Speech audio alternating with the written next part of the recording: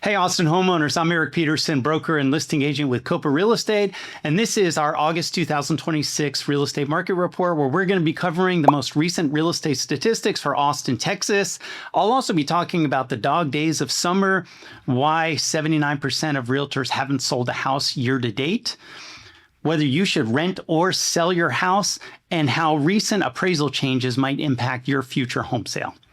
All right, let's get into the statistics for July of 2026.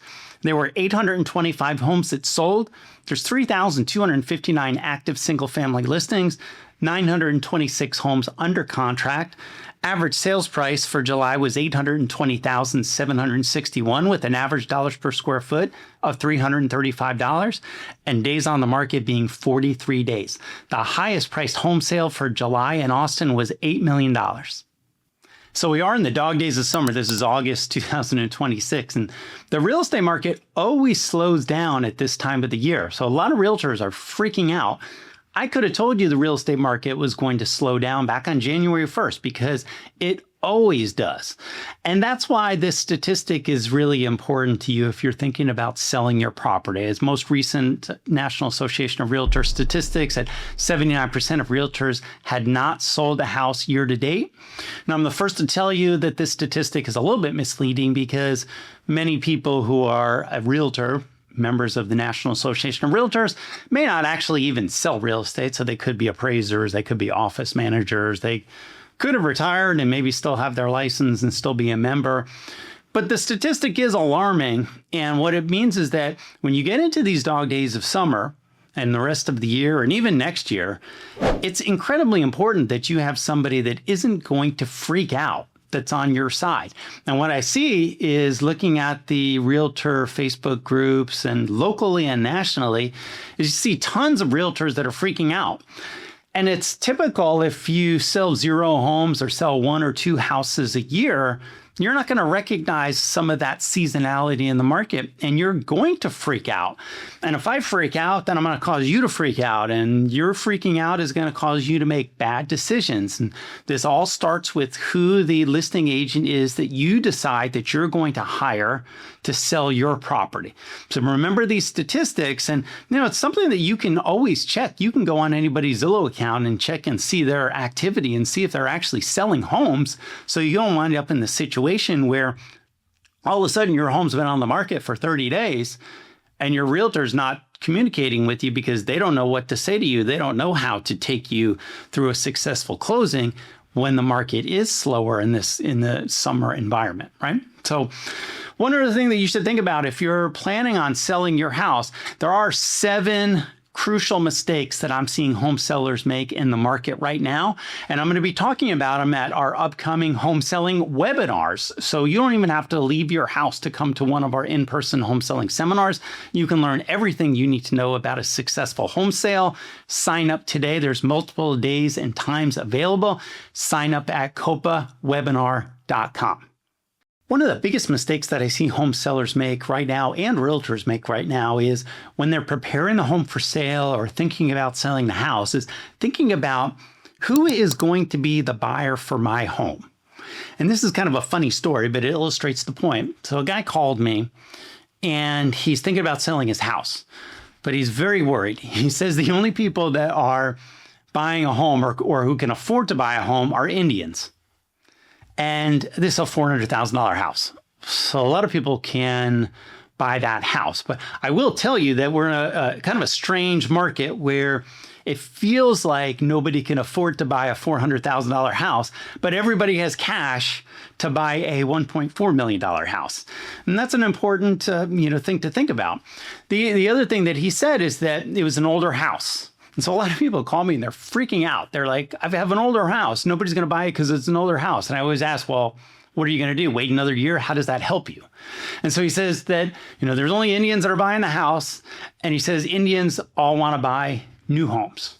And so this is all kind of a humorous situation. I don't know what's going to happen to him. I didn't want to list a house for sale. But to his credit, he's one of the few people that actually thinks about this and thinks about who is the buyer profile of my home, because it should be instructive in terms of how are we going to prepare your home for sale. And a lot of the questions that people will ask me, do I need to do this? Should I do that? really are further down than from that situation where you're trying to determine who is the actual buyer for your home. So you might not want to be thinking about it from the standpoint of like only Indians are going to buy my house, or Indians aren't going to buy my house because it's an older house. But you do want to think about who is that buyer. It's what I think about when I'm giving somebody advice about what we're going to do for somebody's home sale. Now I want to talk about whether you should rent or sell your house. And I'm not really going to answer that question, but give you kind of a framework of something that you could do. A lot of realtors are afraid of using AI and ChatGPT, and I'm really getting into it and enjoying it quite a bit. And I use it, I think, as a way to slow any kind of like future cognitive decline, is learning how to use this, just like somebody might learn how to talk in a foreign language. Right? And so this is something that you can do. Say, who is the world's greatest investor? I'm guessing most people would say Warren Buffett. So I decided, after getting a bunch of people calling me and asking if they should rent or sell their home, I was thinking, when people are asking me a lot of these questions, I go to AI because I know the person asking me this question is going to AI to look it up themselves. So I want to see what information they're getting. And I thought I would just throw it into ChatGPT. And with a prompt is, pretend like you're Warren Buffett and somebody came to you with the question of whether you should rent or sell your house, because nobody cares about what Eric Peterson says. It doesn't really matter. What do I say? I don't have the same authority that Warren Buffett has, but this is something that you should pay attention to. I'm probably going to do a whole video on this because the actual text that it gave me was incredible. And it's what I'm going to send to people when they ask me whether they should rent or sell their house, because these are all things that they should be looking at. What's at work today? What would I actually net by selling? What's the true rental return, right? Most people are just doing some quick math, which isn't the way that they want to do it. What's my opportunity cost? This is the question I always ask people. What else could you do with your money? And I don't know, this is like a big thing that stumps people because they've just, I don't know what else they're investing their money in. And some of the other things that he talks about, that what he wouldn't count on is he wouldn't really count on future appreciation. That isn't part of how he was making that decision. And so in this little graphic, he's got rent or sell. Get in touch with me if you really want to see this information. I'll send you the whole thing. Of course, I'm willing to have a brief conversation with anybody about it. I found that most people have already made up their mind when they're calling me about this. And frankly, it's kind of like if I was a pizza shop and you're calling me and saying, hey, should I eat pizza tonight or Chinese food? I sell pizza, so I sell houses. And so somebody's calling me and asking if they should rent or sell the house. We sell houses. So I just put that out there. But if you want to do, you could just put on your own situation and put it in ChatGPT and see what Warren Buffett would tell you about your own situation. And it's probably more instructive than anything that I could tell you myself. And finally, I wanted to talk to you about recent appraisal changes. So appraisers are going to have to use, for Fannie Mae loans, are going to have to use a new form now.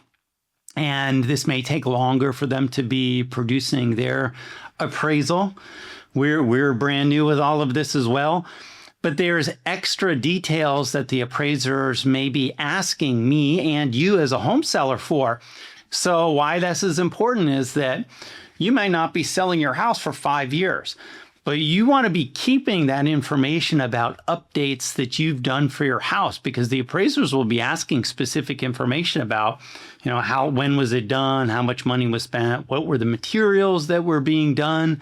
And you should really have this information anyway, just for me to be able to tell buyers about that.